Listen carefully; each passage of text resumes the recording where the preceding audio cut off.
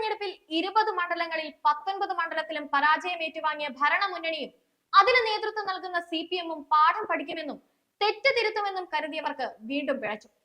CPM-ലെ Kannur lobby, പ്രത്യേകിച്ചും മുഖ്യമന്ത്രി പിണറായി വിജയനും അദ്ദേഹത്തെ അന്ധമായി ആരാധിക്കുന്ന ചിലരുമാണ് ഇപ്പോഴും ഭരണത്തെയും പാർട്ടിയെയും സ്വാധീനിക്കുന്നത് എന്ന സത്യം ഒരിക്കൽ കൂടി പുറത്തു വരികയാണ്. അതിന്റെ സൂചനയാണ് ഹൈക്കോടതി വിധി മറികടന്ന് ഹൈക്കോടതിയെയും നിയമ സംവിധാനത്തെയും വെല്ലുവിളിച്ച് TP കേസിലെ പ്രതികളെ പുറത്തിറക്കാനുള്ള CPM-ന്റെ ആസൂത്രിത നീക്കം. ഇത് മാത്രമല്ല, കണ്ണൂർ ജില്ലയിൽ അടുത്തിടെ ഉഷാറായി നടക്കുന്ന ബോംബ് നിർമ്മാണം കൂടി ഇതിനോടൊപ്പം കൂട്ടി വായിക്കാതിരിക്കാൻ കഴിയില്ല.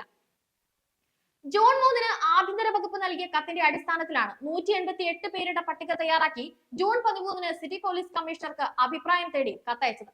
14 വർഷത്തിലധികം ശിക്ഷ അനുഭവിച്ചാൽ ജീവപര്യന്തക്കാരെ വിട്ടയക്കാൻ സർക്കാരിന് അധികാരമുണ്ട്. നിലവിൽ 10 വർഷം ശിക്ഷ അനുഭവിച്ച പ്രതികൾക്ക് 1 വർഷം ഇളവ് ലഭിച്ചാൽ ഈ ആനുകൂല്യത്തിൽ നേരത്തെ പുറത്തിറങ്ങാനാകും. ഈ പഴുതുപയോഗിച്ച് പ്രതികളെ പുറത്തിറക്കാനാണ് സംസ്ഥാന സർക്കാർ ശ്രമിച്ചത്.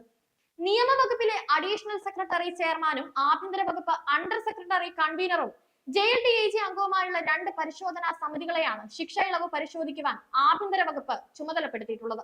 ജയിലിൽ നിന്ന് നൽകുന്ന പട്ടിക സമിതി പരിശോധന നടത്തിയാണ് അന്തിമമാക്കുന്നത്.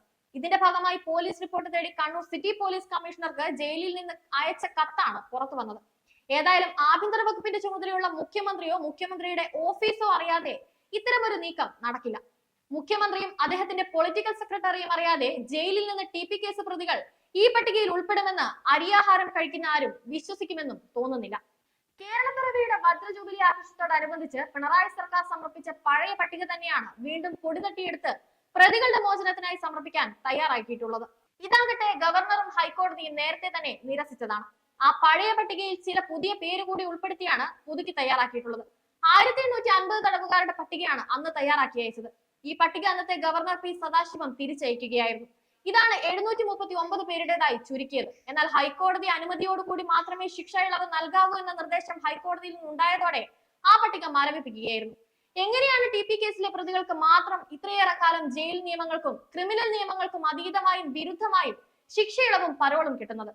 ഇത് ആഭ്യന്തര വകുപ്പിന്റെയും സംസ്ഥാന ഭരണകൂടത്തിന്റെയും ഒത്താശയും താല്പര്യവും ഇല്ലാതെ നടക്കുന്ന കാര്യമാണ്. ഇതിന്റെ പിന്നിൽ ആസൂത്രിതമായ ഗൂഢാലോചനയുണ്ട്. TP കേസിലെ പ്രതികൾ ശിക്ഷിക്കപ്പെട്ടതിനു ശേഷം ജയിലിൽ കിടന്നതിനേക്കാൾ കൂടുതൽ കാലം പരോളിലായിരുന്നു എന്ന ആക്ഷേപമുണ്ട്. ഈ ആക്ഷേപം കൂടി ശിക്ഷ വിധിച്ച ഹൈക്കോടതി അടക്കമുള്ള ഉന്നത നീതിപീഠങ്ങൾ പരിഗണിക്കേണ്ടതല്ലേ?